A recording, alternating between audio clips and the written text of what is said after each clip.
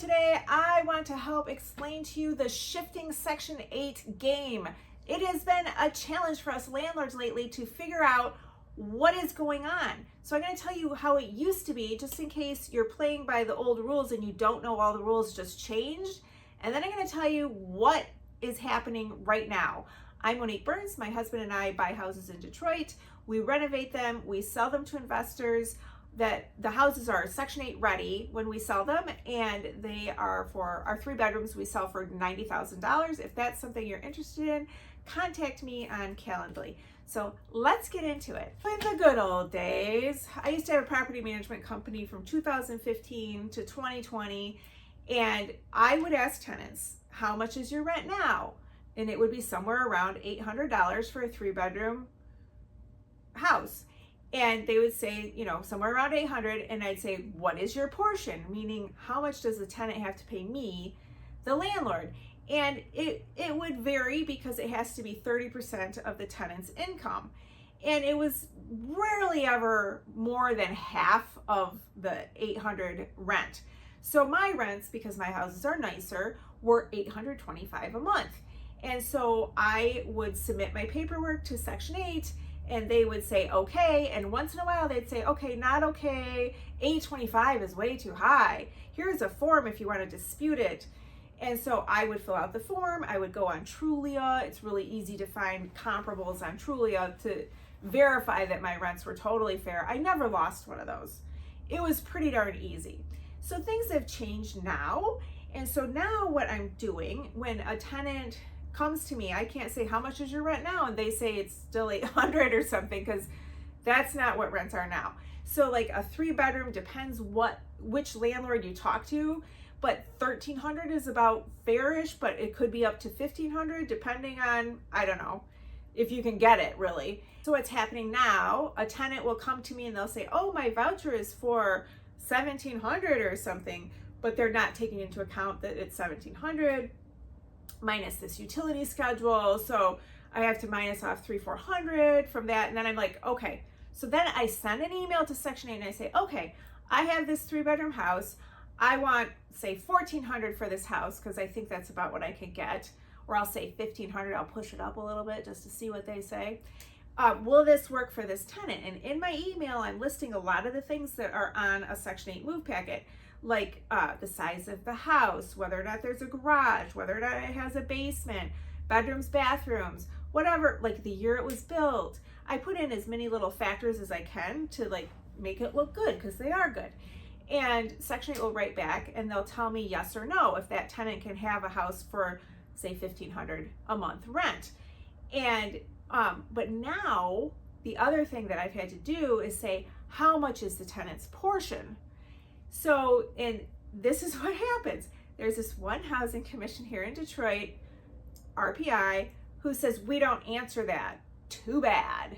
You'll find out after the tenant moves in, after we calculate all her own income, because we can't tell you now because we don't know what her income is right now. So you'll have to just wait and see. And then other housing commissions are writing back and saying, well, we can give you an estimated amount because we don't calculate it actually until the tenant moves in, but we can give you an idea based on today what the tenant's portion will be, and we'll tell you whether or not the amount of rent you requested is fair or not.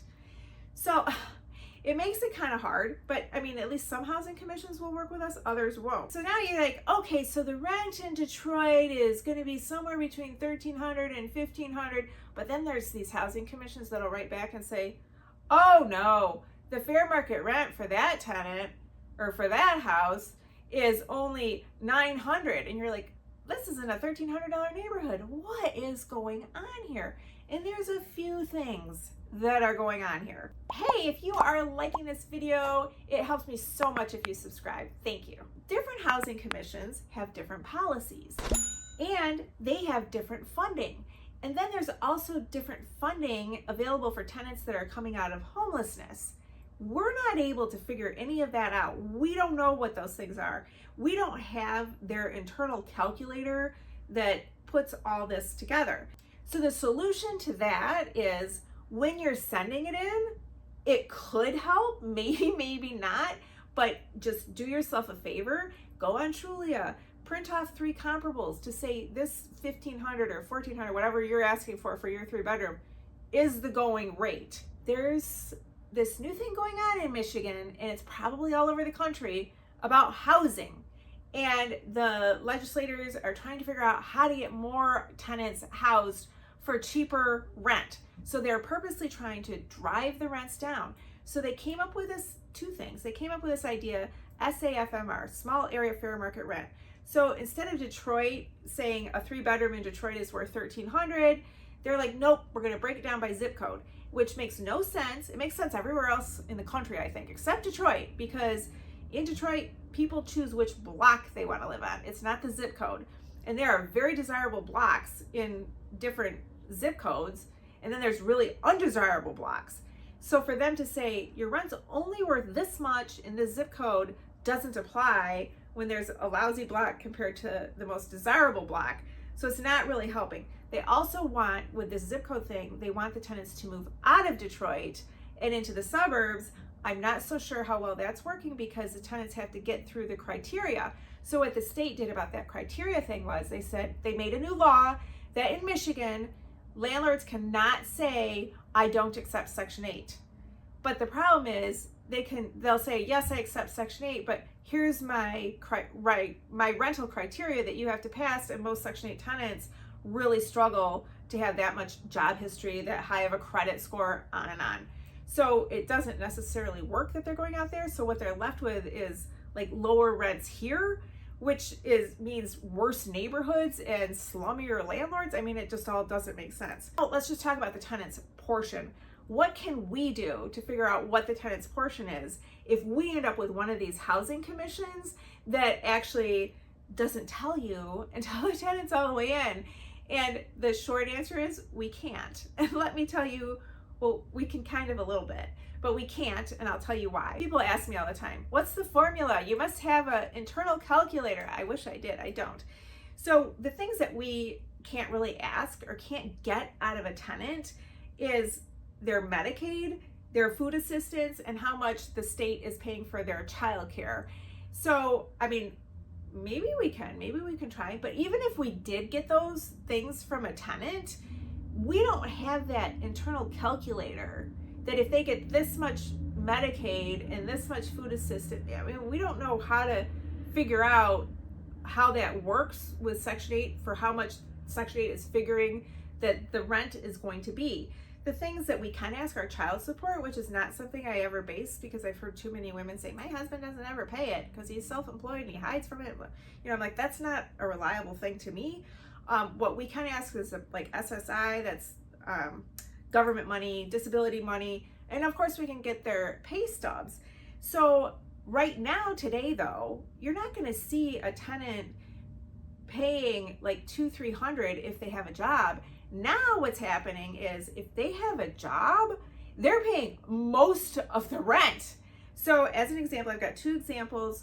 One, I made a video about, if you want to check it out. It's a hot mess of a deal. It was the housing commission that won't tell you until after the tenant moved in, and she's been in there since December. They still haven't told me. She makes $16 an hour. She works 30 hours a week. She does have Medicaid, food assistance, childcare coverage. She doesn't have all the rest of those other things besides the job. And she thinks that her portion is going to be around $800 to $900 a month. So that's a lot of it, but they have told me that the rent is going to be around $1,770. They haven't even verified that to me yet. Very, very disturbing. I haven't gotten to give you what happened with all this because it hasn't happened yet. So another one, the Housing Commission that will tell you an estimated amount, they told another property manager that his house qualified for $1,350. So that's interesting because are they not using a small area, or that is what the small area fair market rent is, or is it their internal funding that they're able to give higher rents? Because in other housing commissions you could call with the exact same scenario and they'll be like, oh, we'll give you $900. That tenant can only have a house for $900, and you're like, but they've got 3 kids. That makes no sense, and it's a $1,300 plus neighborhood. What are you saying? So anyway, this housing commission did say, yes, we'll accept that, $1,350 a month, and your tenant's portion will be $1,297. So then you have to ask the question, do I even want a Section 8 tenant if they're paying most of the rent?